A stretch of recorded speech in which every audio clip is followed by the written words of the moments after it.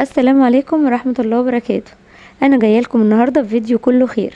من الفيديو ده تقدر انك تبقى مليونير وتفوز بالدنيا والاخره. كل الخير اللي في الفيديو ده تقدر انك تعمله في دقيقه واحده. الدقيقه في الزمن ده ممكن تعمل فيها خير كتير جدا. جايه لكم بشويه مشاريع مش هتكلفكم حاجه ولا تعب ولا جهد، بالعكس انتوا هتعملوها وانتوا ماشيين او انتوا راكبين او انتوا واقفين او انتوا قاعدين.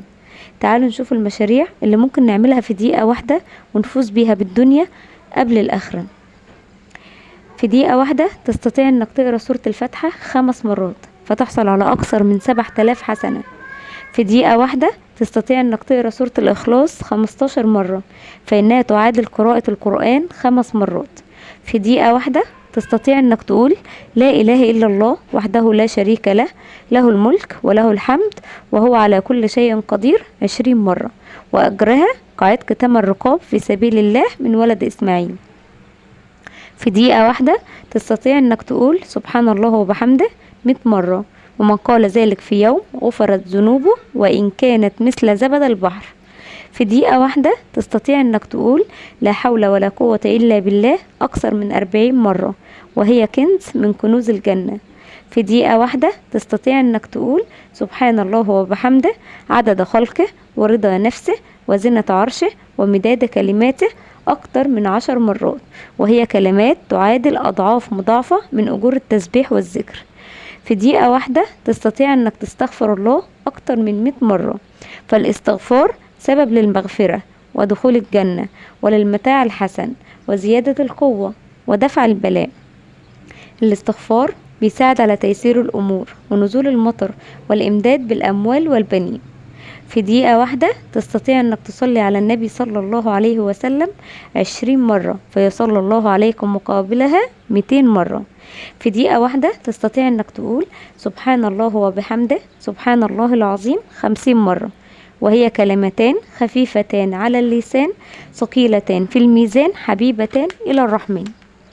في دقيقة واحدة تستطيع انك تقول سبحان الله والحمد لله ولا اله الا الله والله اكبر 25 مرة، والكلمات دي احب الكلام الى الله. في دقيقة واحدة تستطيع انك تقول لا اله الا الله 50 مرة تقريبا. في دقيقة واحدة تستطيع انك ترفع يدك وتدعو بما شئت من جوامع الكلم. في دقيقة واحدة تستطيع انك تنهي عن المنكر او تأمر بمعروف او تقدم نصيحة لأخ او تشفع شفاعة حسنة او تواسي مهموما او تميط الاذى عن الطريق او تصافح عدد من الاشخاص. دقيقة واحدة فقط يمكن ان تزيد في عمرك، في عطائك، في فكرك، في فهمك، في حفظك، في حسناتك. دقيقة واحدة بتنكتب في صفيحة اعمالك لو عرفت ازاي تستثمرها وتحافظ عليها. انظر كم دقيقة ضيعناها، بل من ساعة، بل من يوم، بل من شهر، بل من سنة ذهبت منا هدرا وضاعت منا لغوا وعبثا وطارت هباء منصورا. وليت من ضيعها ينجو رأسا لا له ولا عليه، بل تجد خلاف ذلك من ذنوب وخطايا وسيئات. الله المستعان. يستطيع من صلى ركعتين خفيفتين يقتصر فيهم الواجبات فقط كقراءة الفاتحة وثلاث تسبيحات في الركوع والسجود، أقول إن هو يستطيع يصليها فيما يقارب من دقيقة. فمن صلى كل يوم ركعتين ضحى نافلة صلى في السنة أكتر من 700 ركعة، وكل ركعة فيها سجدتين، أي يسجد في السنة في صلاة الضحى أكثر من 1400 سجدة. وفي الحديث الصحيح إنك لن تسجد لله سجدة إلا رفعك بها درجة وحط عنك بها خطيئة. في الدقيقة الواحدة تستطيع أنك ترضي الرب وتمحو الذنب، وينكتب لك عند الله بها أجر، وتمحو بها وزرا وتجعلها لك عنده ذخرا. تستطيع في الدقيقة ومع الدقيقة إنك تألف، إنك تكتب، إنك تحفظ، إنك تنمي موهبتك، إنك تجوز ذكرياتك، وإنك تزيد من علمك، وإنك تحافظ على وردك، وإنك تعمق ثقافتك وتوسع معارفك وتنوع مواهبك. لكن الأمر يحتاج إلى إيه؟ إلى همة.